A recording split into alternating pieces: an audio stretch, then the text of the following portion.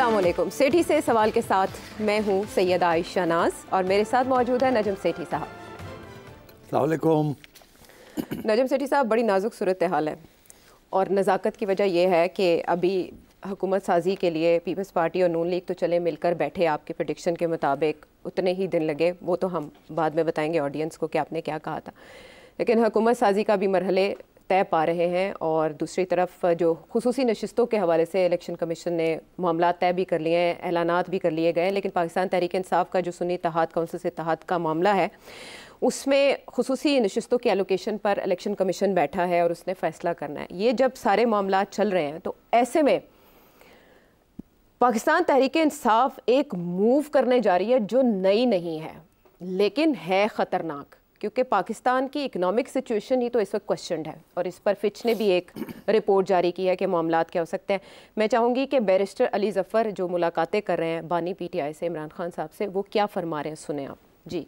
इमरान खान साहब ने कहा है उनकी तरफ से आज एक खत जारी होगा और वो खत जो है वो IMF को जारी किया जाएगा। IMF और यूरोपियन यूनियन उनका अपना एक चार्टर है और वो चार्टर ये कहता है कि उसी वक्त लोन देंगे कि मुल्क में जमहूरियत हो। जिस मुल्क में जमहूरियत नहीं है वहाँ जो बैनुल अक़वामी जो इस तरह के इदारे हैं वो काम करना नापसंद करते हैं, ना उनको काम करना चाहिए। क्या पाकिस्तान तहरीक इंसाफ ने माजी से सबक नहीं सीखा? जब इससे पहले उनके वज़ीर ख़जाना शौकत तरीन साहब की 2 ऑडियो लीक्स आई थी, आपको याद होगा, आपने उनसे बात भी की थी फ़ोन पर। मोहसिन लगारी साहब को और तैमूर सलीम झगड़ा जो उस वक्त के finance minister, provincial finance ministers थे, वो उनको ये कह रहे थे कि आप ऐसे करें IMF के साथ मामला तय करते हुए। आपको लगता है कि पाकिस्तान तहरीक इंसाफ की ये मूव काम करेगी? देखिए, अच्छा कि आपने याद दिला दिया कि PTI की तरफ से इस किस्म की पेशकदमी पहले भी हुई थी और उसमें शौकत तरीन साहब इस्तेमाल हुए थे जी। और आपने याद दिलाया कि मैंने शौकत साहब को फ़ोन किया था जी, पूछने के लिए ओ भाई ये की हुआ है जी। फिर उन्होंने गाली दी, फिर उन्होंने कुछ नाराज़गी का इजहार किया और ये कहा कि तैमूर झगड़ा ने ये रिकॉर्ड कर लिया। ऐसे ना जी जी, उन्होंने मेरे ख्याल है अननोन ही रखे कि किसने रिकॉर्ड किया। हाँ, मुबैना तौर पर उन्होंने उधर से रिकॉर्ड जी कर जी लिया। जी ऐसे ही जाहिर है कोई ना कोई तो उसमें टैप करने के लिए इस्तेमाल हुआ। वो शौकत साहब तो नहीं हो सकते थे, वरना वो ऐसी बात ही ना करते। दूसरी तरफ तैमूर झगड़ा था ना, तैमूर सलीम झगड़ा KP से थे, मोहसिन लगारी साहब पंजाब से थे, तो आपको पता है किन के बंदे होते हैं। हाँ, तो वो शायद इशारा मोहसिन की तरफ कर रहे थे। हाँ, अच्छा, ओके। तो खैर एनीवे, वो फिर इंटरेस्टिंग बात यह है कि उसके ऊपर शोर थोड़ा सा पड़ा, उसके बाद कोई एक्शन नहीं लिया गया किसी के खिलाफ भी, हालांकि this was a very damaging statement from an ex finance minister. अब फिर उसी किस्म की सूरत हाल हुई है कि अब इमरान खान की तरफ से ये कहा जा रहा है कि वो एक ख़त लिखेंगे टू IMF और उन्हें कहेंगे कि जब तक यहाँ एक इलेक्शन शाफ और शफाफ इलेक्शन के रिजल्ट नहीं आ जाते उस वक्त तक आप पाकिस्तान को कोई फंडिंग मत करें। और मेरा ख्याल है जो आर्ग्यूमेंट दी जाएगी, अभी तो लेटर सामने नहीं आया, मगर जो आर्ग्यूमेंट दी जाएगी वो यही कि हमारी बहुत बड़ी मेजॉरिटी है, एक्चुअली हम जीते हैं, हम इस गवर्नमेंट को चलने नहीं देंगे और आप जो पैसे देंगे वो फ़ायदा कोई नहीं, उसका कोई स्टेबिलिटी नहीं होगी। तो जब तक ये मामला तय नहीं हो जाता इन वन वे और दी अदर और स्टेबिलिटी नहीं आ जाती उस वक्त तक आप अपने फंडिंग रोक लें। अच्छा, अब आपका सवाल है कि क्या ये काम करेगी धमकी? ये धमकी काम करेगी कि नहीं? अच्छा, इसमें आपने देखा कि 2-3 चीज़ें हैं। एक तो ये कि पहले इमरान खान की तरफ से यूनाइटेड स्टेट्स गवर्नमेंट के ऊपर इल्ज़ाम लगा कि उन्होंने इनकी गवर्नमेंट को ओवरथ्रो करवाया, साइफर केस, ठीक। उसके बाद हमने देखा कि PTI के लोग भाग दौड़ शुरू हो गई कि सेनेटर्स और कांग्रेसमैन में अमेरिका के साथ रब्ते करने शुरू कर दिए, लॉबिंग फर्म भी हायर कर ली कि अमेरिका के लोगों को और उनके जो सेनेटर्स हैं, कांग्रेसमैन हैं और हुकूमत है, उनको समझाया जाए कि हमारे साथ ज़्यादती हुई है और आप इंटरवेंशन करें किसी किस्म की हमारी साइड के ऊपर, पाकिस्तान की हुकूमत या पाकिस्तान की मिलिट्री इस्टेब्लिशमेंट को खींचें और हमें इंसाफ दिलवाएं। तो एक तरफ वो पहले कहते हैं कि उन्होंने हमें ओवरथ्रो किया और उसके बाद फिर उन्हीं के पास भागे दौड़े गए कि जी हमें इंसाफ दिलवाएं। तो ये PTI इस तरीके से वो अपनी स्ट्रैटेजी वर्कआउट करती रही है। असूल नहीं है यहाँ, सिर्फ मौका परस्ती। अब क्या एक लेटेस्ट स्टेज ये आ गई है कि वो बिल्कुल वही रास्ता उन्होंने इख्तियार कर लिया है कि जी किसी तरीके के साथ ये हुकूमत को चलने ना दिया जाए जो बनने जा रही है, और वो नहीं चल सकती IMF के एड के बगैर। और आपको पता है कि इस वक्त बहुत से तज्जिए हो रहे हैं इंटरनेशनल मीडिया में कि पाकिस्तान में स्टेबिलिटी होगी कि नहीं होगी। और ज़्यादातर जो तज्ज़िये हो रहे हैं वो यही हो रहे हैं कि ये जो हुकूमत बनने जा रही है ये बड़ी कमज़ोर हुकूमत होगी, बहुत मुश्किल फ़ैसले करने हैं, इनके अंदर इतनी जान नहीं है कि इतने मुश्किल फ़ैसले कर सकें, इतनी पोजीशन होगी कोई इनको चलने नहीं देगी, और इनके दरमियान भी झगड़े होंगे और इनके और एस्टेब्लिशमेंट के झगड़े भी शुरू हो जाएंगे। तो इस सूरत में हाल में कि अगर IMF इनको कोई पैसे देता है तो वो तो ज़ाया हो जाएंगे और ये किसी सूरत में भी IMF का प्रोग्राम पूरा नहीं कर सकेंगे।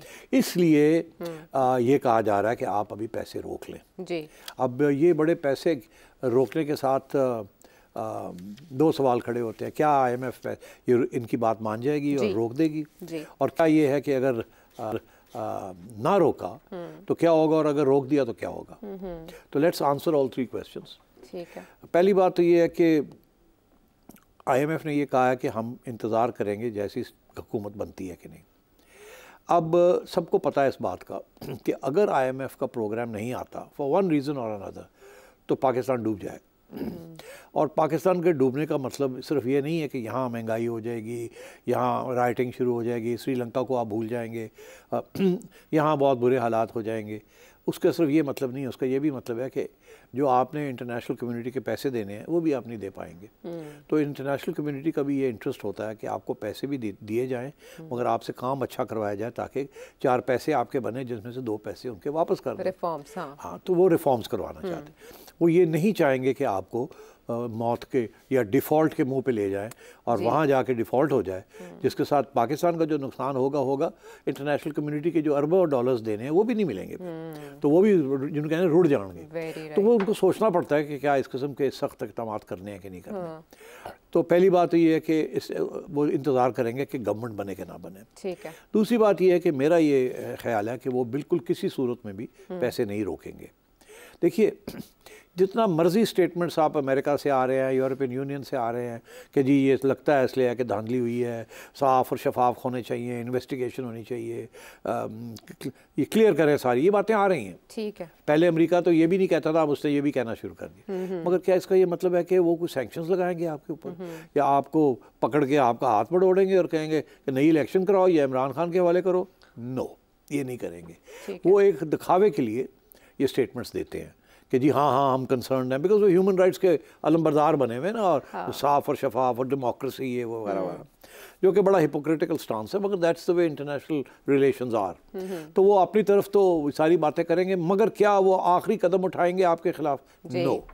आप हुकूमत जैसी बनाएंगे उसके 15 दिन के बाद जैसे वो लग जाएगा कि काबीना बन गई है तो आपकी अनाउंसमेंट होगी कि आप IMF को मिलने जा रहे हैं और आप जाएंगे, IMF आपको याद करेगी, आप जाएंगे, आपकी मीटिंग होगी, वहाँ वो आपसे यही सवाल पूछेंगे कि जी कितने स्टेबल हैं आप, ये क्या होगा, वो क्या, ये सारा दिखावे के लिए। ठीक है। ये सारा एक महीना ये काम चलेगा। अच्छा। अप्रैल तक इन्होंने ये फैसला करना है कि IMF ने देना है कि नहीं देना, और उस वक्त आखिरी वक्त पे जाके IMF 1 माह इंतज़ार करेगी, 1-1.5 माह देखेगी क्या हालात हो रहे हैं यहाँ, और अगर ये स्टेबल हो गया तो IMF ये कहेगी ठीक है अब स्टेबिलिटी आ गई है, अब हम आपको और आपने अगले 2 महीने में जो इक़दामात लेने हैं, स्टेप्स लेने हैं, कुछ सख्त फैसले करने हैं वो आप करेंगे। ठीक है। ताकि दिखाने के लिए कि हम बिल्कुल तकड़े हैं। अच्छा। और हम ये फैसले करेंगे, आप पैसे और दें और भी फैसले ऐसे करेंगे। तो ये इनकी तरफ से इंश्योरेंस होगी। अच्छा। गवर्नमेंट स्टेबल होगी, जितना मर्जी शोर शराबा हुआ वो फैसले करते जाएंगे। ठीक है। और उनके पास मेजॉरिटी होगी और वो पास करते जाएंगे। अच्छा। ये शोर पड़ता जाएगा, वो करते जाएंगे। ठीक है। मगर IMF इवेंचुअली आपको पैसे दे देगा। तो मेरी तो ये तज्जिया है कि ये बातें हैं वो बिल्कुल दे देगा। और ये जो लेकिन देखें रियासत ये भी तो देख रही है ना कि इमरान खान साहब क्या करने का इरादा रखते हैं। शौकत तरीन साहब तो नहीं आए निर्गय में, FIA ने बेशक उनके खिलाफ कार्रवाई की सिफारिश भी की, लेकिन अभी तक उनके को सज़ा किसी मामले में नहीं हो सकी। सियासी जमातों ने भी शोर मचाया। अगर इमरान खान साहब KP के हद तक कहते हैं मैं इम्प्लीमेंट नहीं करता, फिर देखिए ये जो रिफॉर्म्स है ना, ये फेडरल गवर्नमेंट की रिफॉर्म्स। अच्छा। और कुछ इनमें से ऐसी हैं जैसे फॉर एग्जांपल लोकल गवर्नमेंट ये वगैरह, तो वो फिर KP की तरफ तवज्जो होगी, मगर मेरा ख्याल है पंजाब और सिंध और बलूचिस्तान में वो इम्प्लीमेंट हो जाएंगे। अच्छा। तो आपने जो सवाल खड़ा किया ये ज़्यादा इम्पॉर्टेंट है इसलिए क्योंकि अगर KP फेडरल गवर्नमेंट के इंस्ट्रक्शंस मानने से इनकार कर देता है, उनकी जो पॉलिसीज़ हैं टैक्सेशन की हैं या दूसरी हैं वो मानने से इनकार कर देता है, एक किस्म की बॉयकॉट कर देता है फेडरल गवर्नमेंट को, then we have a serious problem. But अगर ऐसी सूरत हाल हुई जिन्होंने ये सारा इंतज़ाम किया है आपका ख्याल है वो फिर गवर्नर्स रूल नहीं लगाएंगे केपी में और गवर्नर नहीं ले लेंगे? तो ये ऐसी ये अगर उन्होंने करने की भी कोशिश की अच्छा। तो यहाँ से फेडरल गवर्नमेंट टेक ओवर कर लेगी केपी गवर्नमेंट को। अच्छा। और एहतजाज अपनी जगह पे, मगर आपको पता है जब ये इस किस्म की चीज़ें होती हैं तो बड़ा फिर सख्ती के साथ उसको कुचल दिया जाता है। और ये फेडरल गवर्नमेंट के पास सारे एकदम वो हैं, they have the resources to do this. अच्छा। तो मैं नहीं समझता कि प्रोविंशियल गवर्नमेंट इसको साबोटाज कर सकती हैं, सोचे समझे। अलबत्ता पूरी तरह बहुत से ऐसी चीज़ें हैं लाइक प्राइवेटाइजेशन है, ये है वो है, वो फेडरल गवर्नमेंट करती है, उसके ऊपर एतराज़ पीपल्स पार्टी भी करेगी, ये भी करेगी, मगर पास हो जाएगा। ठीक है, वो सारे मामला शायद अभी भी ज़ेरे गौर हों जब हाँ, इनके वो मुज़ाकरात आपस और वो में अपने चल हर रहे पार्टी जो है वो अपनी तरफ करेगी, मगर इवेंचुअली इनको रोकने की इजाज़त नहीं दी जाएगी। और इजाज़त देने वाले आप जानते हैं कौन है। हाँ बिल्कुल ठीक है। और ये जो दो सियासी जमातों ने अब इकट्ठे हुए हैं और बाकी लोग भी साथ आए हैं, तो ये कुछ अंडरस्टैंडिंग तो है ना, ठीक है, कि यू नो ये चीज़ें करनी है और हम आपको लेके आए और अब आप करेंगे काम, और ये करेंगे। हाँ ठीक है, यानी कि वो मिलकर चलने का एक तय कर लिया गया फार्मूला आइंदा के लिए, रोड मैप सबके पेश नज़र है कि क्या क्या आ सकता है सामने। लेकिन एक चीज़ जो पिछले हफ्ते हमारे सामने आई और वो गर्द ही साबित हुई, चाय की प्याली में तूफ़ान, हम तो समझे थे कि उस पर एक पूरा मखमसा बन जाएगा और मुस्लिम लीग नून को अपनी नशिस्तों से दस्तबरदार होना पड़ेगा। आपको पता है साबिक कमिश्नर रावलपिंडी, वो जो लियाकत अली चट्टा साहब थे, पिछले हफ्ते हम उनको डिस्कस कर रहे थे और आज अभी इसलिए डिस्कस करना चाह रहे हैं कि वो अपने साबिका बयान से मुकर गए हैं। उन्होंने जो स्टेटमेंट दी है उनके खिलाफ कार्रवाई की सिफारिश करी थी और उन्होंने कहा कि रिटायरमेंट से पहले कुछ ऐसे मामला हुए जिसकी वजह से मैंने प्रेस कॉन्फ्रेंस कर दी या बातें ऐसी कर दी, मैं कौम से माफ़ी चाहता हूँ, but the damage is, don't you think, is done? Very interesting. Damage है या नहीं है?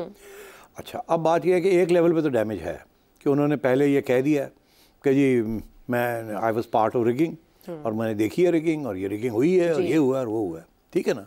वो तो पीटीआई ने ठीक ठाक लगाया हर जगह पे कि जी देखें जी कमिश्नर मान गया, ये हो गया। अच्छा, उसके बाद अब ये बयान आ गया जी, ठीक है ना जी। तो अब ये तो पीटीआई तो यही कहेगी कि जी उनको बैठा के बंदूक यहाँ रख के बयान लिखवा लिया गया। हाँ ठीक है, जाहिर है, क्योंकि सियासी जमात का तस्करा कर दिया ना कि एक सियासी जमात के बहकाने पर और एक उस जमात के एक एब्सकॉन्डर से मैं मिलता रहा। अच्छा, अब बात ये है कि ये जो बयान आया है इसके ऊपर कोई भी यकीन नहीं करेगा कि ये उन्होंने खुश होके अपनी मर्जी से ये लिखा है, ये लिखवाया गया, सारे यही कहेंगे लिखवाया गया। अच्छा। देखिए इतने तो नादान नहीं थे ना कि उन्होंने ये जो काम किया उनको पता नहीं था कि उनके साथ क्या रियासत क्या रवैया इख्तियार करेगी। उनको ऐसा पता होना चाहिए था ना कि इसके बाद पकड़ के ले जाएंगे और ढक देंगे, तो उसके बाद फिर की होएगा। तो या तो ये कि इतने वो इनोसेंट थे, इतने वो बेवकूफ़ शख्स थे, वो क्या सोच रहे थे किस किस्म की हीरो बनेंगे। यहाँ तो 8 मई के बाद जो कुछ हुआ है, कौन हीरो बना है यहाँ पे? उन्होंने देखा ही नहीं दूसरों ने। उन्होंने भाई लोगों ने कहा यार केड़ा हीरो है, तो सारे ने अंदर तरो। तो उन्होंने सोचा ही नहीं कि वो ह्यूमन राइट्स तो ये और वो सारा शोर पड़ता रहा, ऐसी नहीं तैसी, जो काम करना है हमने करना है और अभी तक कर रहे हैं। तो they are in a different mood. अब इस मूड में इनको पता नहीं था कि इनको उठा के ले जाएंगे और फिर उसके बाद की होएगा। हाँ। अच्छा, तो उन सब पता सी, ऐसी कोई गल नहीं। अच्छा, अगर सब पता था तो फिर ये क्यों किया? हाँ, क्यों किया? बिल्कुल समझ तो इसलिए ये सवाल खड़ा होता है कि इनसे किसने ये करवाया। अब इन्होंने इस बयान में बड़ी इंटरेस्टिंग बात की है जिसके साथ मैं समझता हूँ और भी शक शुबहात उभरेंगे।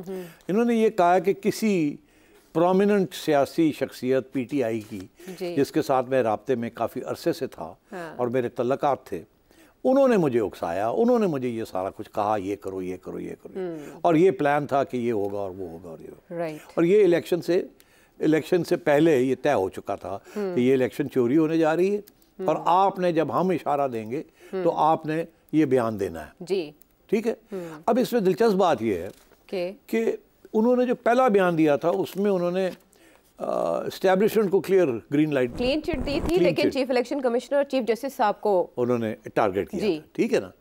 अब मगर एस्टैब्लिशमेंट को क्लीन चिट दे दी, बड़ी इंटरेस्टिंग थी। हाँ। ये सबको पता है कि एस्टैब्लिशमेंट का रोल क्या है। We don't have to go there. You cannot. Yeah, we cannot. अच्छा, तो अब बात ये है कि बट वी ऑल नो। तो अब बात ये है कि तो ये अगर उनको सब पता था तो उसके बावजूद उन्होंने वो किया और अब ये कर दिया है, तो जाहिर है दाल में तो काला है। अब एक कंस्पिरेसी थ्योरी चल रही है जिसको डिस्कस करना चाहिए, बिकॉज उसमें कुछ ना कुछ तो दाल में है काला। या तो इसमें नाम ले लेते, हाँ, किसी का कि उम्मीदवार कौन है, और वो ट्विटर के ऊपर जो नाम चल रहा है वो किसका नाम है? जी हमाद अजहर साहब हमाद अजहर साहब का नाम चल कर रहा रहे है, हैं ठीक है सोशल ना? मीडिया पे। हाँ हमाद अजहर साहब का नाम आ रहा है, मगर हमाद अजहर साहब की तरफ से कोई बयान नहीं आया कि ये गलत फहमी है या मैं तो जानता कोई ताल्लुक नहीं है, कोई ताल्लुक नहीं है, या उनका हल्का भी नहीं था उस अच्छा, और डिवीजन मैं में तो। पूछना ये चाहता हूँ कि इतनी लंबी चौड़ी फहरिस्त बना दी, ये मैंने किया वो मैंने किया, तो नाम क्यों नहीं ले रहे हैं कि किसने इनको उकसाया या किसके साथ इनका ताल्लुक था? क्यों नहीं नाम ले रहे? हाँ बताएं।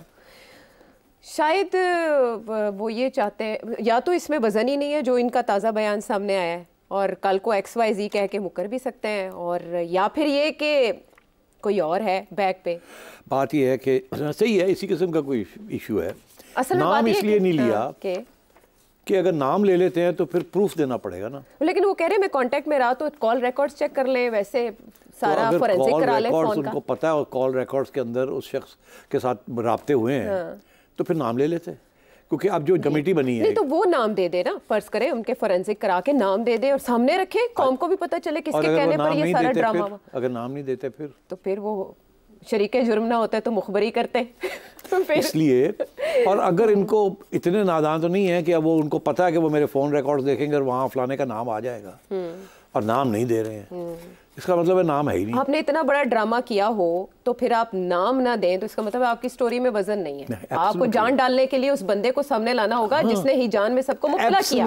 और वो ला नहीं रहे हैं, नहीं दे रहे ना। और अगर ये नाम ये नहीं ला रहे साथ, तो क्या JIT या जो भी कमीशन बैठी है वो नाम लाएगी साथ? वो लाएगी। तो अगर ऐसा नाम है इनके फ़ोन के अंदर, या एस्टैब्लिशमेंट को पता है या इनको भी पता है कि उनको पता है, तो भी बता देते ताकि इस पे वजन पड़ता। तो अब इस पे कोई वजन नहीं है। अच्छा, इसलिए एक कंस्पिरेसी थ्योरी चल रही है जिसको डिस्कस करना नहीं, अगर डिस्कस ना करें तो मेंशन तो करना चाहिए। हाँ, लेकिन उसके बाद ट्विटर का बैठ जाना, पाकिस्तान में काम ना करना, कुछ इंटरनेट में भी तातुल आना, इस प्रेस कॉन्फ्रेंस के बाद उसको भी शक की नज़र से देखा जा रहा है। तो ये सारी चीज़ें अगर आप इकट्ठी की जाएं एक और डेवलपमेंट के साथ, तो फिर शायद कोई इधर उधर के एक्सप्लेनेशंस आपको मिल रहे हैं। क्या स्पेकुलेशन है, पता तो नहीं है जी जी, मगर क्योंकि हवा में घूम रही है बात, तो मेरा ख्याल है जिक्र कर देना चाहिए। ठीक है, बात यह है कि एक सिचुएशन ये है कि ये बयान आया उस वक्त जबकि नून लीग और पीपल्स पार्टी जी कभी इधर हो रहे थे कभी उधर हो रहे थे। नून लीग कह रही थी हमने तो गवर्नमेंट नहीं बनानी, पीपल्स पार्टी कह रही थी हमने गवर्नमेंट नहीं बनानी। बिल्कुल चल रहा था ना, बिल्कुल एक दिन पहले की बात है, और उस मीटिंग से ये खबर आई थी कि नवाज शरीफ साहब कह रहे हैं हमने गवर्नमेंट नहीं लेनी। मैंने आपसे पूछा था ये सवाल, और मैंने आपसे कहा था गुड आइडिया, बिकॉज ये तो मर जाएंगे जो गवर्नमेंट लेंगे। ठीक है, लेकिन फिर तो अगर ये गवर्नमेंट नहीं लेते और पीपल्स पार्टी, तो फिर गवर्नमेंट ले नहीं सकती, क्योंकि अगर वो लेगी तो वो किसके साथ लेगी? PTI के साथ। तो PTI के साथ वो बैठ नहीं सकते, PTI ना उनके साथ बैठेगी। तो इसका ये मतलब था ये सारा सिस्टम जो है ये कोलैप्स कर जाता अगर गवर्नमेंट नहीं बनती। तो ऐसे ही है ना, अगर गवर्नमेंट नहीं बनती सिस्टम कोलैप्स कर जाता है, तो फिर एक नई इलेक्शन कॉल करनी पड़ेगी। ऐसी है। या आपने कहा था वो आ जाएंगे, या उनको खुद आना या पड़ेगा, ये केयर टेकर एक्सटेंड हो जाएंगे, या कुछ हो जाएगा। अब वो है प्लान बी जी, मगर वो बड़ा इतना अट्रैक्टिव प्लान नहीं है। मतलब उसमें बड़े मसले हैं, उसको कैसे चलाएंगे, क्या होगा, पंजाब में क्या होगा, KP में क्या होगा, अगर इस्लामाबाद में गवर्नमेंट नहीं बनती तो बाकी जगह पे बन जाती है, तो वहाँ केयरटेकर कैसे होगा, बड़ी कॉम्प्लेक्स। और उसमें फिर one after the other challenges in the high court, supreme court और हाई कोर्ट। और सुप्रीम कोर्ट हाई कोर्ट जो है ना वो ऐसे ऐसे हैं, जहाँ उनको मौका मिलता है वो इमरान खान को रिलीफ दे देते हैं, जहाँ वो थोड़ा सा घबराते हैं कि यहाँ नहीं करना तो वहाँ डिले कर देते हैं। ये अभी ऐसे ऐसे चल रहा है। और वो अगर टिल्ट हो गया ना in favour of Imran Khan और PTI, तो एस्टैब्लिशमेंट को इन सब जॉनीज़ को बड़ा मसला बन जाएगा इनके लिए। तो उधर भी बड़ी नज़र रखी हुई है। तो मेरा ख्याल है कि इस बयान के साथ क्या हुआ कि ये पैगाम चला गया PTI नून लीग को और PPP को कि अगर आप गवर्नमेंट नहीं बनाएंगे तो ये देखें ये बयान आ गया, इलेक्शन चैलेंज हो रहा है, तो फिर ठीक है इंतज़ार करें, फिर और भी लोग ऐसी बातें करेंगे और ये तो फिर सारी इलेक्शन के ऊपर तबाही हो जाएगी। तो फिर हमें प्लान बी करना पड़ेगा, और प्लान बी के अंदर तो फिर तुसी भी नहीं बचते, कोई भी नहीं बचता। सबसे बड़ा मैसेज तो इससे नून लीग को गया था, 11 सीटें उनकी थी जो इफेक्ट हो रही थी, और ऐसे नून लीग में शिकवा था कि भाई हमें जिताने के लिए कुछ किया नहीं गया। तो एस्टेब्लिशमेंट इन अ वे ये मैसेज भी हो सकता है दे रही हो, जो आपकी थ्योरी है। मेरी थ्योरी नहीं है, मैं कह रहा हूँ लोगों की हवाओं में। चले आप डाइसेक्शन कर रहे हैं, मैं उसको बाइसेक्ट कर रहा हूँ। बात ये है कि तो ये बड़ी इंटरेस्टिंग है कि इस स्टेज पे ये आया जबकि वहाँ वो तैयारी नहीं कर रहे थे, और उसके बाद क्या हुआ, उसके बाद फौरन सारे इकट्ठे हो गए और कहे करो करो करो करो करो। अच्छा, तब तक तो कोई तैयारी नहीं था एक दूसरे के साथ बैठने के लिए, और जैसे ये सामने आया इतने सख्त बयान आ रहे थे नवाज शरीफ साहब की तरफ से और बिलावल भुट्टो की तरफ से कि सवाल ही पैदा नहीं होता हम ज्वाइन करें, सवाल ही पैदा नहीं होता हम गवर्नमेंट बनाएं, और हम तो बिल्कुल मानते ही नहीं है नवाज शरीफ को, और ये वही सारी बातें हो रही थी ना जी बिल्कुल। और एकदम 24 घंटे के बाद इसके सारे तैयार हो गए, बनाओ बनाओ बनाओ गवर्नमेंट बनाओ, मिलो मिलो मिलो, रात 12 बजे प्रेस कॉन्फ्रेंस करो, 12 बजे। अब सोचो तो सही, तो हाँ मतलब जरा उससे ज्यादा देर भी नहीं की, शायद डेडलाइन होगी कोई। तो फिर ऐसा डंडा आया ना कहीं से। अब वो डंडा कहाँ से आया, क्या चट्ठा वो डंडा था या कोई और डंडा आने वाला है या आगे क्या होगा? मेरे ख्याल इतना झटका काफी था ना ट्यूनिंग के लिए। मेरा ख्याल है वो झटका काफी था, इसीलिए मुझे इस पे बड़ा शक पड़ रहा है चट्टे पे। मुझे नहीं यकीन आता कि इतना ये दलेर आदमी था कि उसे पता था कि उन्हें फड़ के ले जाएंगे, उल्टा टंगणगे, लित्र दो लाएंगे, तो फिर जो चाहिए सारा कुछ कटवा लेंगे। ऐसे ये मोहरे ही तो ये तो बड़ा डिसेंट किस्म का हाय हाय मैं तो बड़ा ही गलत आदमी निकला हूँ, मुझे तो करवाया गया मेरे से, और किसने करवाया वो तो नाम नहीं मैं ले सकता। ये क्या बात हुई? हाँ, लेकिन इसमें ये जो आप बात कर रहे हैं इसमें वजन तब पैदा हो जाएगा कि अगर इनके खिलाफ कोई कार्रवाई नहीं होती और ये रिटायर्ड होके चुप करके, या कार्रवाई दिखावा किया जाता है मगर होती कुछ नहीं। हाँ। और वो जो साहब है जिसका नाम लिया जा रहा है वो भी सामने नहीं आते, और अगर आते हैं तो उनके ऊपर भी कोई खास कार्रवाई नहीं होती। बिल्कुल, यानी कि खाना पूरी होती है, खाना पूरी होती हाँ, है। तो फिर ये जो कंस्पिरेसी थ्योरी है इसमें वजन पड़ जाएगा। हाँ। तो let's see how it goes. इसके साथ तो मैं समझता हूँ कि काम थोड़ा सा खराब हो गया है। ठीक है, ठीक नहीं हुआ, खराब हो गया, बिगड़ गया। हाँ बिगड़, लेकिन वो बन गया ना जो बनाना चाह रहे थे इसको इस्तेमाल करके। अगर ये इसको इस्तेमाल करना था तो वो काम तो वो काम हो गया, उसके लिए बस इतना ही काफी था। एक कमिश्नर रावलपिंडी आपकी सारी बसात पलट सकता है। और उसके बाद अब जो अगला मरहला है जाहिर है वो सब मामला तय पा गए जो तब तक रुके हुए थे, और इस जिस तरह की अभी बात हुई इस थ्योरी की, उसके बाद ये मंजिलें जिस तरह तय हुई, इसके आगे की भी बहुत सी मंजिलों के हवाले से जानेंगे सेठी साहब से एक ब्रेक के बाद।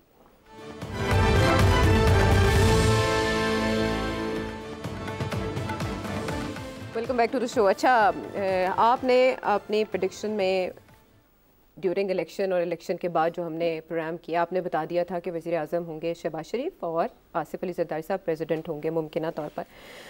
इसके अलावा जो आपने टाइमलाइन दी थी आफ्टर दैट, जब ये मामला तय नहीं पा रहे थे, तो आपने कितने दिनों की बात की थी, वो शामिल करेंगे प्रेडिक्शन जी। तो अब होगा क्या कि एस्टैब्लिशमेंट इनको ये कहेगी कि आप अगर गवर्नमेंट इन लाइंस के ऊपर नहीं बनाते तो फिर सब फारग, और हम आ रहे हैं और हम आके फिर देख लेंगे सबको आपको। ऐसा ये आखिरी धमकी होगी एस्टैब्लिशमेंट की, करो गवर्नमेंट बनाओ, फौरन बनाओ।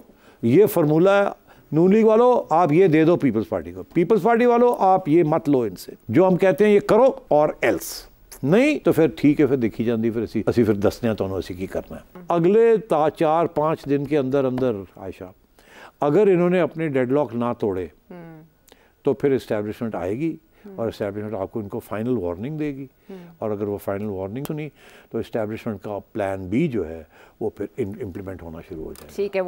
अच्छा, ये डेडलाइन एग्जैक्टली रिसीव की गई और चौथे दिन हो गया फार्मूला तय, और जो जोड़ी आपने पहले ही बना दी थी वो अब उन्होंने खुद बना दी, यानी शहबाज शरीफ साहब और आसिफ अली जरदारी मिलकर काम करेंगे। चिड़िया काम कर गई, चिड़िया आपकी काम कर गई। और अब लेकिन चिड़िया ने जो हमें बताना है वो बाकी ओहदों पर तैनाती के हवाले से, जो भी फार्मूला दोनों जमातों के दरमियान, तो बाकी बताएं कहाँ कौन कौन आ रहा है। देखिए, अभी तो दोनों ने ये फैसला किया है कि पीपल्स पार्टी काबीना का हिस्सा नहीं बनेगी जी, और सिर्फ 2 पोजीशंस अनाउंस की हैं कि हम प्राइम मिनिस्टर शहबाज शरीफ साहब को सपोर्ट करेंगे, ये पीपल्स पार्टी कहती है, और नून लीग कहती है कि हम हम जरदारी साहब को प्रेसिडेंट की इलेक्शन में इनकी हिमायत करेंगे और इनको प्रेसिडेंट बनाएंगे, और हमारे पास मेजॉरिटीज़ हैं। बाकी बहुत सी बातें रह गई हैं अभी, स्पेकुलेशन चल रही है मीडिया के अंदर, वो लोग जिनकी कोई कौवा उड़ा रहा है, कोई कबूतर उड़ा रहा है, वो कोई कह रहा है कि जी वो जो सेनेट है वो पीपल्स पार्टी ले जाएगी, और जो नेशनल असेंबली की स्पीकरशिप है वो PMLN के पास आएगी। इसी तरीके के साथ 2 गवर्नरशिप्स जो हैं वो पीपल्स पार्टी ले जाएगी, और 2 नून लीग के पास, लेकिन छोटे सूबों को नून लीग को दिया गया ना, बड़े बड़े ओहदे सारे। अब वो उसमें पीपल्स पार्टी जो है वो लाहौर और बलूचिस्तान मांग रही है जी, और MQM मांग रही है कराची का जी, सिंध का जी। और केपी का जो है वो मेरा ख्याल है वो इस्टेब्लिशमेंट ही फैसला करेंगे कि वहाँ किसने जाना है। तो बड़ी सेंसिटिव प्रॉब्लम पीपल्स पार्टी के पास शायद जाए ना, पता नहीं, देखा जाए। मैं I don't can't say, okay, because वहाँ बड़े मसले बनने हैं और वहाँ डायरेक्टली इस्टेब्लिशमेंट इन्वॉल्व होगी। अच्छा इसलिए मेरा ख्याल है वहाँ सोच समझ के लगाया जाएगा। अच्छा, अब फैसल वावड़ा साहब ने एक बड़ी इंटरेस्टिंग बात की जिसके ऊपर तबसरे अभी तक नहीं हुए। और बाय द वे फैसल वावड़ा साहब का तल्लुक बराह रास्त इस्टेब्लिशमेंट के एक आध शख्स के साथ है जो कि बड़ा जिसका बड़ा असर रसूख है इन पॉलिसी मेकिंग। और फैसल वावड़ा साहब जब बात करते हैं तो उससे काफ़ी वजन होता है, रसूख के साथ करते हैं पूरी और अच्छा जो वो कहते हैं वैसे वैसे हो भी जाता है। है। तो इसलिए ज़रा सोचना चाहिए कि वो क्या कह रहे हैं। उन्होंने हल्का सा इशारा किया कि कोई शख्स जो कि इस वक्त बड़े ओहदे पे है शायद सेनेट के अंदर उनको लाया जाए। इससे बात आगे नहीं उन्होंने बात की। और दिलचस्प बात यह है कि जिसके सामने ये बात की उन्होंने उनको ख़रीदा नहीं। वो भाई दसो तो सही कौन है। एक प्रोग्राम में तो उन्होंने नाम ले लिया था होस्ट ने। अच्छा जी जी, किसका नाम लिया? काकड़ साहब का नाम। अच्छा, अब काकड़ साहब जो हैं ये बाप पार्टी के हैं जी। बाप पार्टी और पीपल्स पार्टी वर्किंग रिलेशनशिप है और चीफ मिनिस्टर भी वहाँ सरफराज बुख्ती साहब को बनाया जाएगा जी। पीपल्स पार्टी के ज्वाइन किया उन्होंने, इंटीरियर मिनिस्टर छोड़ के तो वहाँ चले गए। तो क्लियर था ये हो रहा है। तो अगर काकड़ साहब को बनाया जाता है जी तो पीपल्स पार्टी को तो इतना एतराज़ नहीं होना चाहिए क्योंकि उनकी तो उनके साथ अलायंस बनने जा रहा है। हाँ, और एस्टैब्लिशमेंट भी ये चाहेगी कि सेनेट जो है उनके कंट्रोल में रहे। तो ये भी मुमकिन है, बट आई डोंट नो कि यूसुफ रजा गिलानी साहब ना आए, काकड़ साहब आ जाए तो पीपल्स पार्टी एतराज़ नहीं करेगी। नहीं, मैं ये समझता हूँ फिर जाहिर है वो अगर उनको कहा गया कि यही होगा तो वो करेंगे। अच्छा, अब ये डिपेंड करता है ना, अगर एस्टैब्लिशमेंट कहती है इनको लगाना है तो बस फिर। और जिस तरीके से काकड़ साहब चल रहे हैं ना, लगता है ऐसे ही है कि बहुत स्ट्रॉन्ग सपोर्ट है पीछे उनकी। बिकॉज अब इसके बाद वो क्या करेंगे, और सेनेटर ही रह जाएंगे ना। तो अब वज़ीर आला पंजाब तो हो गए ना एडजस्ट नेक्स्ट, लेकिन इनकी एडजस्टमेंट रहती है इन नेक्स्ट सिस्टम। तो खैर anyway, so I am not going to speculate about that, but national assembly का तो मेरा ख्याल है वो जो पुराने स्पीकर थे इनके वही नून लीग के अयाज सादिक साहब और यही दो कंटेंडर्स हैं। अच्छा, ठीक है, तो लेट्स सी क्या होता है इस चीज़ में। और डिप्टी स्पीकर जो है नेशनल असेंबली वो पीपल्स पार्टी के पास जाएगा, वो जाहिर है उनके पास जाएगा।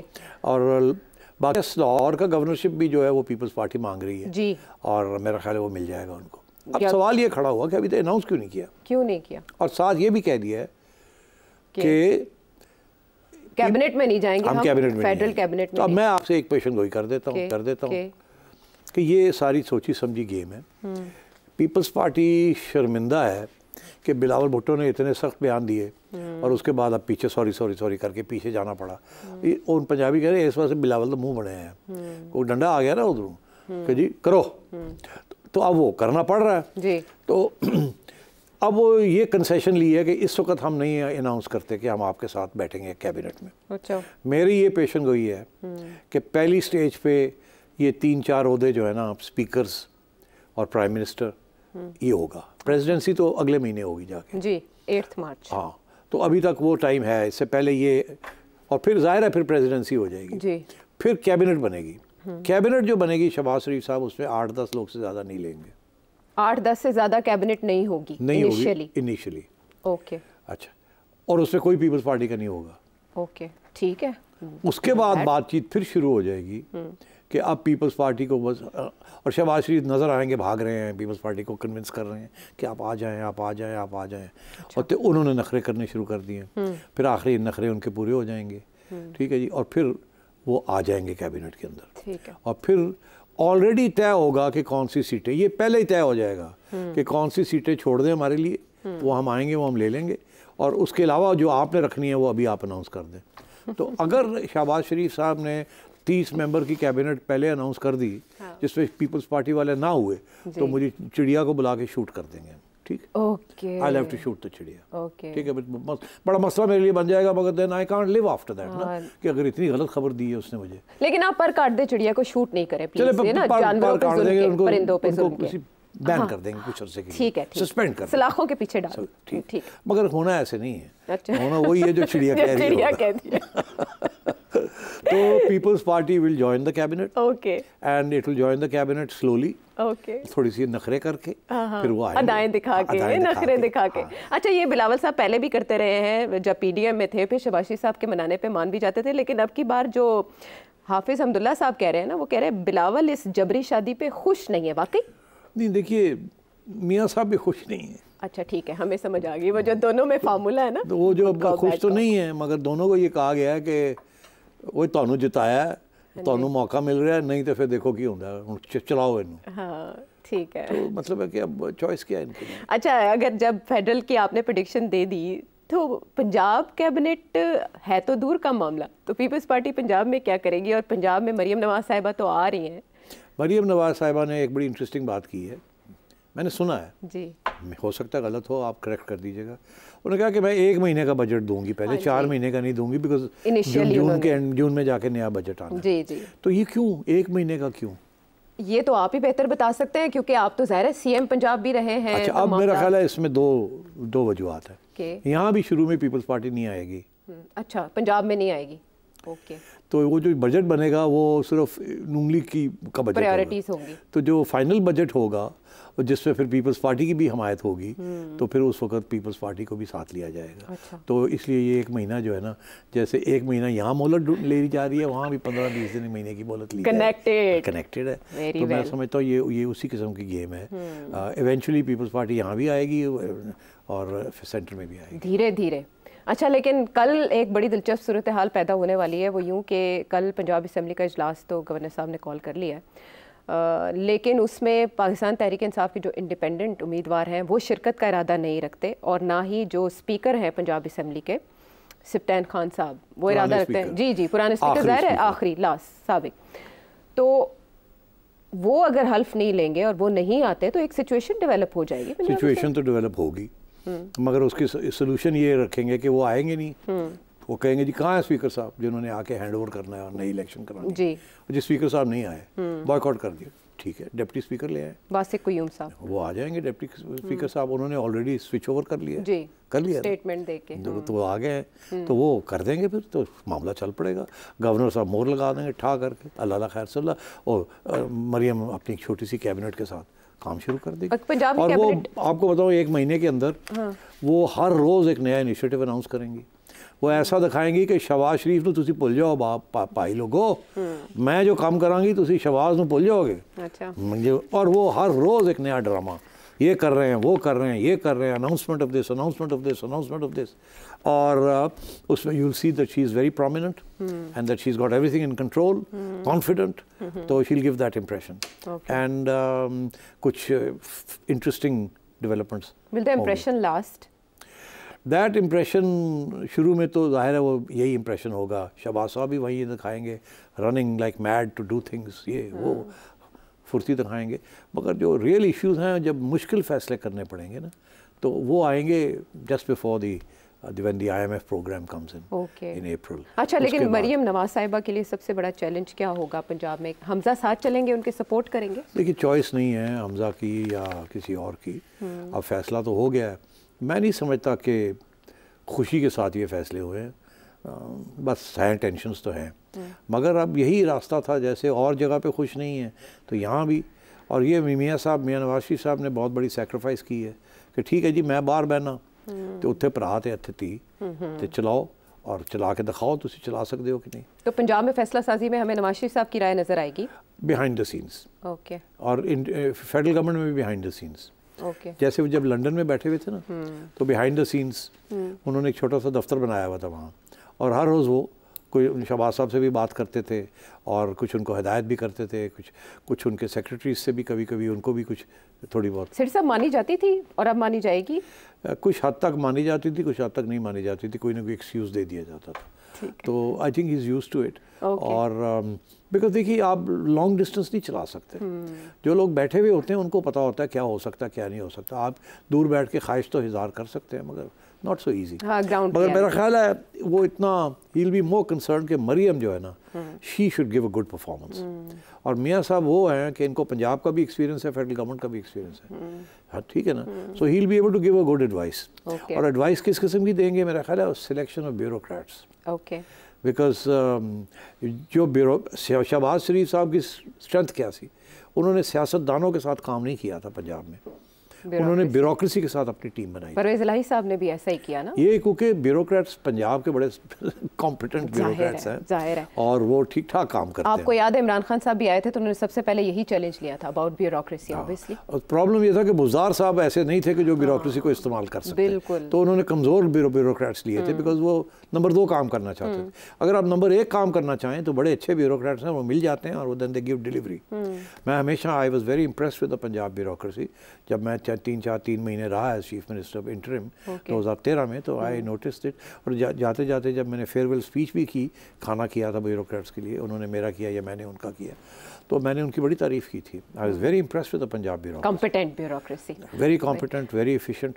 वो और बात है कि अगर आप उनको इधर लगाना चाहें उधर लग जाते, इधर लगाना चाहें तो इधर लग लेकिन जाते, काम अच्छा करते हैं। मगर अगर आप उन्हें कहें काम ठीक करो तो A1 काम करते हैं। By the way this is different from the bureaucracy in KP, Sindh and Balochistan. Okay, ये पंजाब ब्यूरोक्रेसी, और बाय द वे इस ब्यूरोक्रेसी को IMF, वर्ल्ड बैंक सब ने तारीफ़ें की हुई हैं। जो प्रोजेक्ट्स मिलते हैं फ्रॉम डिफेड या इन किस्म की, वो सारे पंजाब को देते हैं कि उनको पता है कि यहाँ इम्प्लीमेंटेशन ठीक होगी, ब्यूरोक्रेट्स तकड़े हैं, पढ़े लिखे हैं, तकड़े हैं, और they do their job. Great compliments तो for मेरा ख्याल है Maryam bureaucracy. will choose a selection, have a selection of bureaucrats, जिसमें कुछ वो होंगे जो कि शहबाज शरीफ साहब रेकमेंड करेंगे, कुछ नवाज शरीफ साहब रेकमेंड करेंगे, और कुछ शायद मरियम अपनी सिलेक्शन करें, तो मिला जुला हिसाब होगा। But I think she will put together a great team of bureaucrats, and I think अगर वो थोड़ी सी ब्यूरोक्रेसी की बात सुने और थोड़ी सी अपनी करवाएं, तो मेरा ख्याल है एक अच्छा कॉम्बिनेशन मिल सकता है। अच्छा, before we go to break लेने से पहले, क्या कल का इजलास अगर इंडिपेंडेंट्स उसमें नहीं शिरकत करते, चैलेंज हो सकता है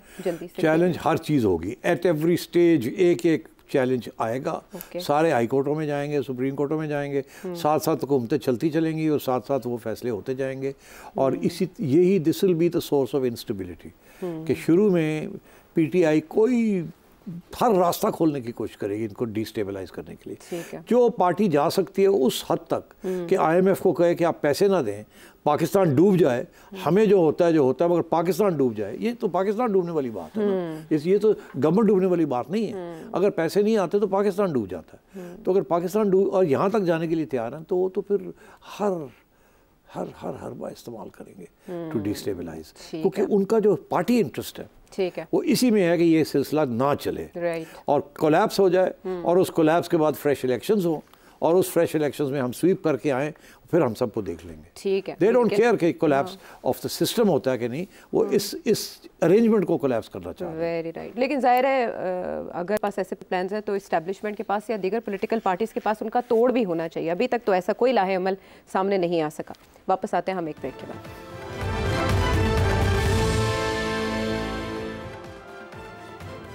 welcome back to the show. और अब सेठी साहब से आपके सवाल, एक चोटी का सवाल आपकी प्रेडिक्शन के लिए आया है। ये नौमान चौधरी साहब है लंदन से, क्या पूछ रहे हैं? When will Pakistan have a true democracy, or will it ever happen or not?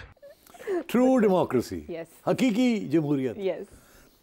पाजी को मैं ये पूछता हूँ कि मुझे बता दें कि किस मुल्क में हकीकी डेमोक्रेसी है। अब डेमोक्रेसी के स्टेजेस हैं, कहीं ज़्यादा डेवलप्ड है, कहीं कम डेवलप्ड है। कहीं मेजॉरिटेरियनिज्म फाशिज्म बन जाती है और डेमोक्रेसी नहीं बनती। कहीं माइनॉरिटी गवर्नमेंट्स भी जो हैं, कोalition गवर्नमेंट्स भी बड़ी डेमोक्रेटिक होती हैं, because it's a principle of constitutionalism कि आप कोalitions भी बना सकते हैं। अच्छा, अब बात यह है कि हकीकी डेमोक्रेसी, क्या इमरान खान के ज़माने में हकीकी डेमोक्रेसी थी? मेरा ख्याल है बड़ा मुश्किल है ये कहना कि हकीकी डेमोक्रेसी थी। क्या हकीकी डेमोक्रेसी सिर्फ एक फ्री एंड फेयर इलेक्शन के साथ होती है? नहीं। देखिए, ये जो लिबरलिज़म है जिसकी वजह से ये कॉन्स्टिट्यूशनल गवर्नमेंट का तस्वर बना, इसके अंदर बहुत से प्रिंसिपल्स हैं जमहूरियत के। अब किसी मुल्क में कोई प्रिंसिपल्स अप्लाई होते हैं और बाकी नहीं होते, किसी में कुछ ज़्यादा होते हैं, किसी में कम होते हैं। तो डेमोक्रेसी एक ब्लैक एंड वाइट चीज़ नहीं है, उसकी स्टेजेस हैं। और एक कहीं ज़्यादा कहीं कम। और जब बहुत कम हो जाती है तो वो अथॉरिटेरियनिज्म की तरफ चली जाती है, और अथॉरिटेरियनिज्म से फिर फाशिज्म की तरफ चली जाती है। वो भी मेरा ख्याल है वक्त आएगा एक्सप्लेन करने का कि फाशिज्म होती क्या है, उसमें और डिक्टेटरशिप में क्या फ़र्क है, और उसमें और अथॉरिटेरियनिज्म में क्या फ़र्क है। और ये भी मेरा ख्याल है किसी वक्त ये इसके ऊपर मैं डिस्कस करना ज़रूर बात होनी चाहिए। तो डेमोक्रेसी अब आजकल तो लोग कह रहे हैं कि अमेरिका में भी डेमोक्रेसी कम होती ज़वाल पज़ीर है, और अभी एक सर्वे शाया हुआ है जिसमें ये कहा जा रहा है कि दुनिया की 190, 188, 186, 187 यूनाइटेड नेशंस के मेंबर्स हैं, कंट्रीज़ हैं, और उन्होंने कहा जा रहा है कि 60 ऐसी कंट्रीज़ हैं जहाँ डेमोक्रेसी इंडेक्स जो है वो गिरा है।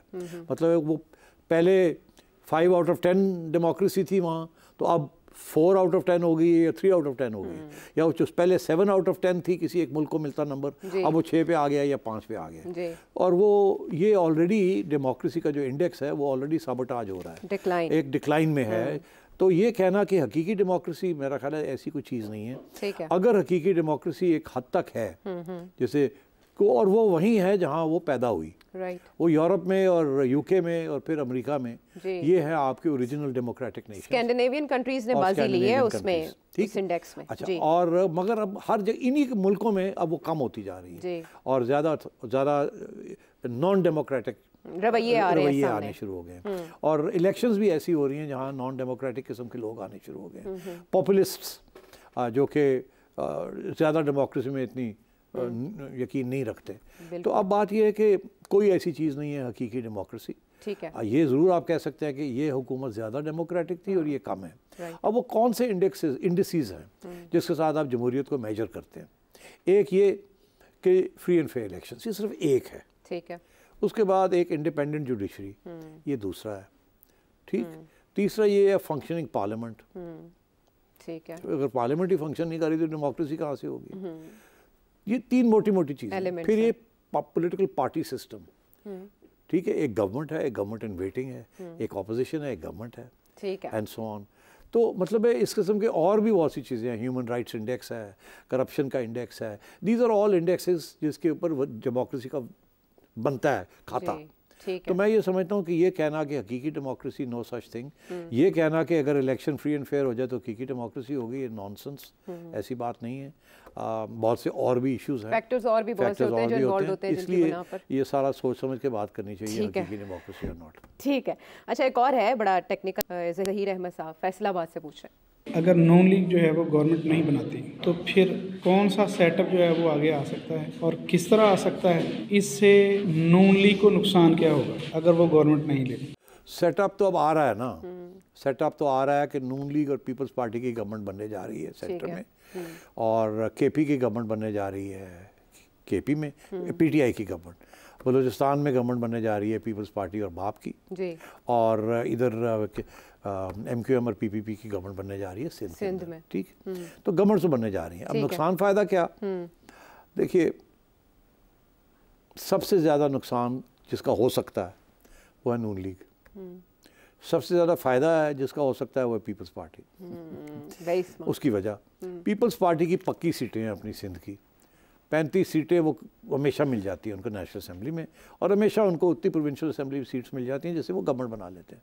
एक आध बंदा इधर से तोड़ के वो उनकी बन जाती है, तो उनको तो कोई नुकसान नहीं होगा। और वो इस गवर्नमेंट के में जब शमूलियत का ऐलान करेंगे उसके बाद वो मिनिस्ट्रीज़ भी ऐसी लेंगे और ऐसे कंसेशंस लेंगे फेडरल गवर्नमेंट से कि उनका कारोबार चलता रहेगा, काम चलता रहेगा। अब नून लीग का नुकसान फ़ायदा, नून लीग का तो कोई फ़ायदा नहीं है। सारा जो बुरे काम है जिससे आवाम और नाराज़ होगी वो अब नून लीग करने जा रही है।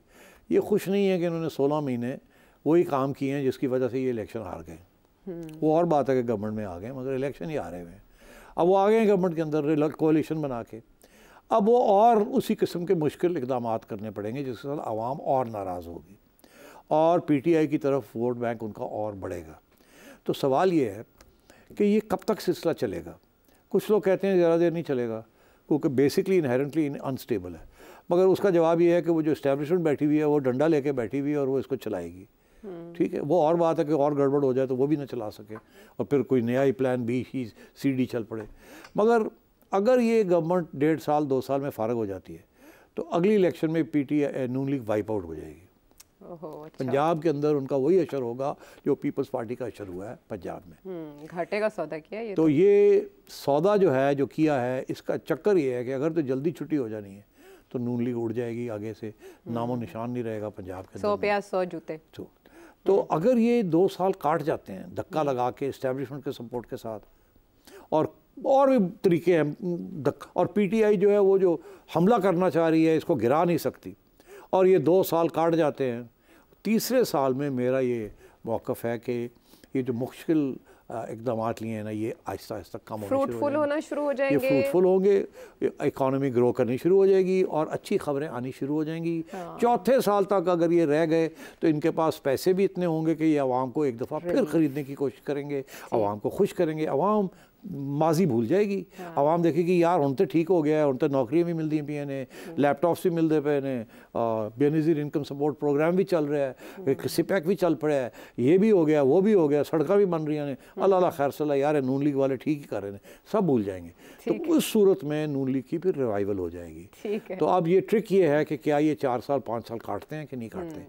अगर इनकी जल्दी छुट्टी हो जाती है या करवा लेते हैं अपनी छुट्टी, वो अपनी भी हमाकतें हो सकती है ना, लड़ाई झगड़े कर सकते हैं, अखा कट सकते हैं, दूजे दे अगे जड़े दे अगे अखा नहीं कटनी चाहिए, and so on and so fourth. तो फिर ये देखा जाएगा। तो वो तो फाइनेंस मिनिस्टर अगर इसहाक डार साहब आए तो शायद ये हो सकता है। आपने ये खबर नहीं नाम ना लें कि कौन आएगा और क्या करेगा, मेरा ख्याल है इस दफ़ा बड़ी रेड एंड ब्लू लाइंस नज़र आएंगी सबको जो भी आएंगे वहाँ। अच्छा। ये हो सकता है, ये नहीं हो सकता, ये हो सकता है, ये नहीं हो सकता। अच्छा सेठी साहब, जब इकोनॉमी रिवाइव करने की बात होती है तो सीपैक की भी बात होती है, और इस सिलसिले में मोहम्मद फ़ाहद साहब मर्दान से आपसे कुछ जानना चाह रहे हैं।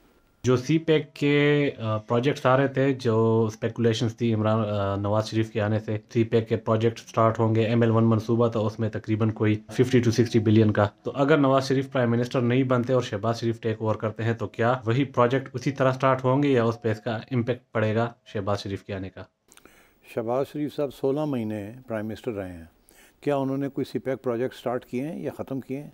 नहीं, इस पर तो मेरा ख्याल है इमरान खान साहब 4 साल प्राइम मिनिस्टर रहे हैं, उन्होंने क्या किया सीपैक के साथ?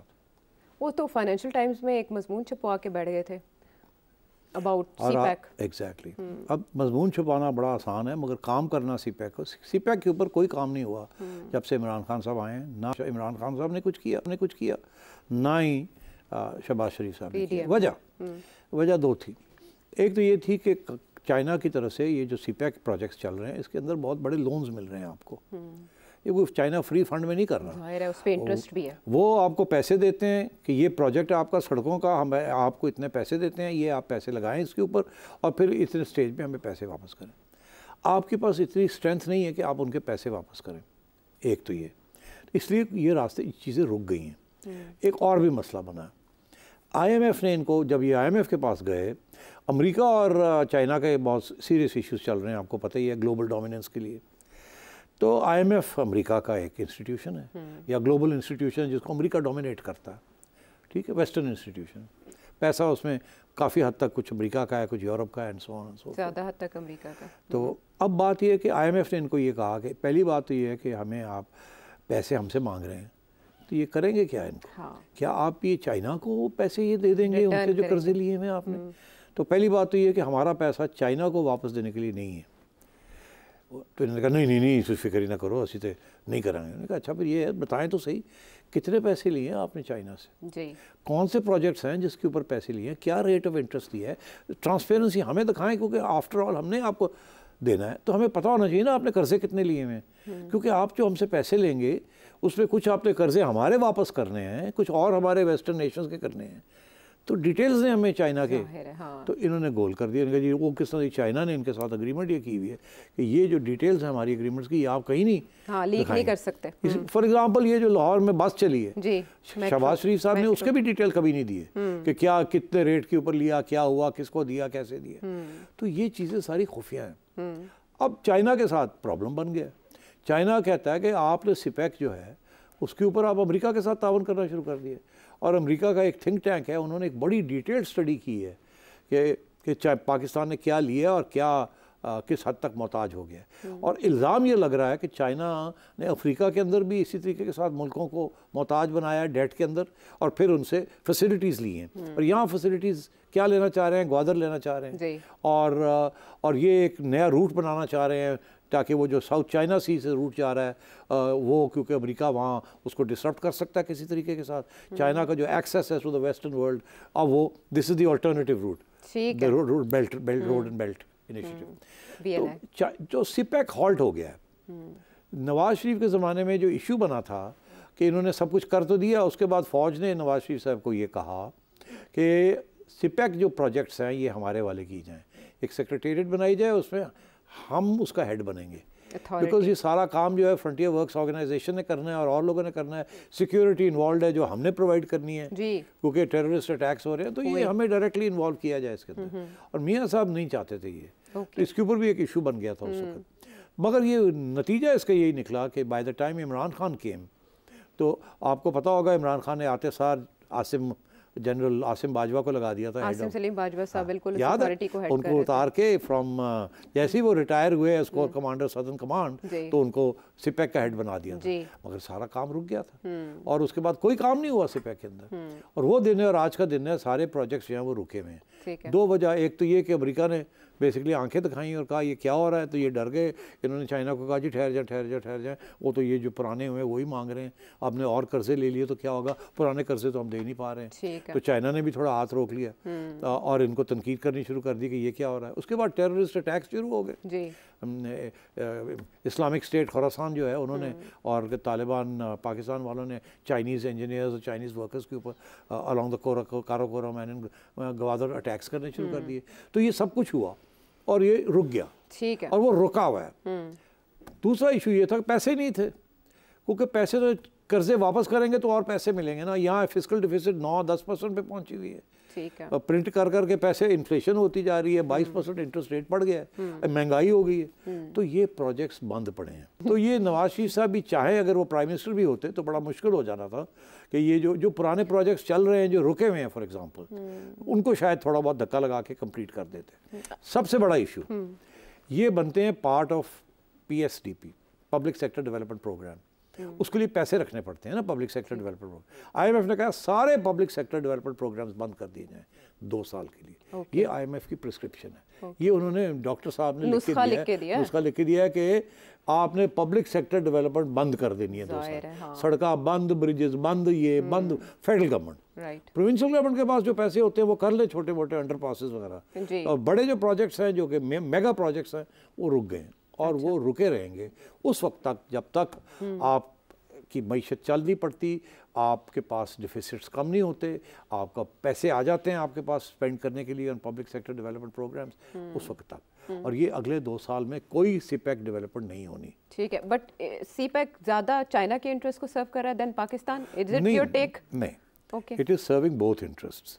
हमें भी तो चाहिए ना सड़कें, हमें भी चाहिए ना डैम्स चाहिए, हमें भी तो ये इंफ्रास्ट्रक्चर डेवलपमेंट चाहिए ना, ठीक है, तो वो तो हमारे इंटरेस्ट में भी है। तो चाइना को भी चाहिए ये रोड, मगर अब ये है कि वो बंद ही कर दिया, जिनसे आप पैसे मांगने जा रहे हैं उन्होंने बंद कर दिया, उन्होंने कहा जी यार नहीं कर सकते। डबल ट्रबल है। उसके अंदर 2 चीज़ें हैं, एक वो IMF प्रोग्राम के तहत कि आपके पास पैसे नहीं है, दूसरा पीछे अमेरिकन गवर्नमेंट के चाइना को सपोर्ट नहीं करना। ठीक है, so this is the analysis of CPEC. Question है वो फरा लाहौर से पूछ रही है, इमरान खान इतने कॉन्फिडेंट अभी तक क्यों हैं? कौन इनकी बैक पे है? कौन इनको हलाशेरी दे रहा है कि जो इतने मुकदमात में और ऐसे घरेलू मसाइल के बंदा वैसे ही शर्म से पानी पानी हो जाए, लेकिन वो फिर भी फखरिया अंदाज में बड़े कॉन्फिडेंटली अदालत में पेश होते हैं और अपने मुकदमात फेस कर रहे हैं।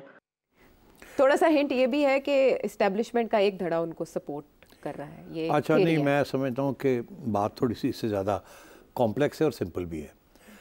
बात यह है कि अगर इमरान खान को पब्लिक का सपोर्ट ना हो जिस तरीके से है, तो क्या वो इस किस्म के फ़ैसले करें? क्या वो इतने तकड़े होकर बैठे? इमरान खान का जो स्ट्रेंथ आ रही है ना वो आवाम से आ रही है। ये कहना कि इसके पीछे कोई इस्टेब्लिशमेंट का सपोर्ट है, इस सिर्फ इस्टेब्लिशमेंट का सपोर्ट होता तो वो निकाले ना जाते। अच्छा, अब वो ये जो इलेक्शन ने आपको दिखाया कि इनके सपोर्ट है और ठीक ठाक है और दिलेर लोग हैं जो कि कहते हैं नहीं हम खड़े रहेंगे। तो लेट्स एडमिट दिस कि इमरान खान की जो स्ट्रेंथ आ रही है वो सिर्फ उसकी ज़िद से नहीं आ रही, ज़िद्दी तो वो है, वो डटा हुआ है, मगर उसको कुछ चीज़ें नज़र भी आ रही हैं ना जो कि हकीकत में अप्रूव हो गई। क्या ये अनप्रेसिडेंटेड है? यानी भुट्टो साहब के साथ नहीं थी, बीबी के साथ नहीं थी, नवाज शरीफ साहब के साथ नहीं थी पब्लिक सपोर्ट? भुट्टो के साथ तो पब्लिक सपोर्ट थी, इसीलिए वो आए, इसीलिए वो भी डट गए। मगर इस्टेब्लिशमेंट की उस वक्त सोचा कि ठीक है ये बात है तो फिर हम मार्शल लॉ लगा देते हैं और उनको एक्सिक्यूट कर देते हैं। तो वो 10 साल भी सफर्ड बिकॉज ऑफ दैट। और फिर उन्होंने पीपल्स पार्टी को बैन कर दिया, फिर नॉन पार्टी इलेक्शंस करवाए, क्या नहीं किया। मगर 10 साल के बाद जब ज़ियाउल हक साहब फारग हो गए, अल्लाह को प्यारे हो गए, तो क्या हुआ, अवाम फिर निकली और उन्होंने कहा कि हमने बेनज़ीर को सपोर्ट करना है। तो अवाम का सपोर्ट आप उसको एक्सप्रेशन से रोक सकते हैं, by martial law, by dictatorship, ये वो, मगर वो दिलों में जो चीज़ रह जाती है ना उसको आप नहीं निकाल सकते बाय फोर्स, कभी ना कभी। तो अब इमरान खान साहब को इस बात का पता है। इमरान खान साहब को केपी के अंदर बड़ा ओवरवेलमिंग सपोर्ट है। अब हमने देख लिया कि पंजाब के अंदर भी बहुत बड़ा सपोर्ट है उनका। Let's not mistake this. Karachi में भी है, let's not mistake this. KP में नहीं है, सॉरी बलूचिस्तान में नहीं है, वहाँ तो किसी को नहीं है, वहाँ तो इंडिपेंडेंस ही होते हैं, कभी इधर भागते हैं कभी उधर भागते हैं, ट्राइबल सरदार्स। और तो मैं ये इसलिए आई थिंक ये कहना कि इसके पीछे कोई इस्टेब्लिशमेंट का सपोर्ट है कि नहीं, सिर्फ वो बात नहीं है। अब आइए कि क्या उसमें कितनी हकीकत है। लेट मी से दिस, माय इम्प्रेशन इज़ कि इस्टेब्लिशमेंट किसको कहते हैं हम? इस्टेब्लिशमेंट हम सिर्फ एक इंस्टीट्यूशन को नहीं कहते, एक ग्रुप को कहते हैं जिसके अंदर ब्यूरोक्रेट्स भी होते हैं, जजेस भी होते हैं, और इंटेलेक्चुअल्स भी होते हैं, बिजनेसमैन भी होते हैं, और फौज के जनरल्स भी होते हैं। वो लोग जो फैसले करते हैं, रैंक एंड फाइल तो फैसले नहीं करता, ठीक है। जो फैसले होते हैं वो हाई कोर्ट्स और सुप्रीम कोर्ट्स में होते हैं, वो सिविल सर्विस ग्रेड 22 अफसर या ग्रेड 21 अफसर करते हैं, ठीक। और इसी तरीके से जनरल्स करते हैं, major generals and lieutenant generals करते हैं फौज के अंदर, ठीक। सो अब बात यह है कि दिस इज़ द इस्टेब्लिशमेंट। अब इस्टेब्लिशमेंट ने तो ये फैसला किया है कि हमने इमरान खान को अभी बाहर रखना है, मगर उसके अंदर भी डिवीज़न है, क्योंकि मिलिट्री इस्टेब्लिशमेंट इस वक्त जो है वो बड़ी तकड़ी है कि उन्होंने कहा ये फैसला है कि ये he is not good for us.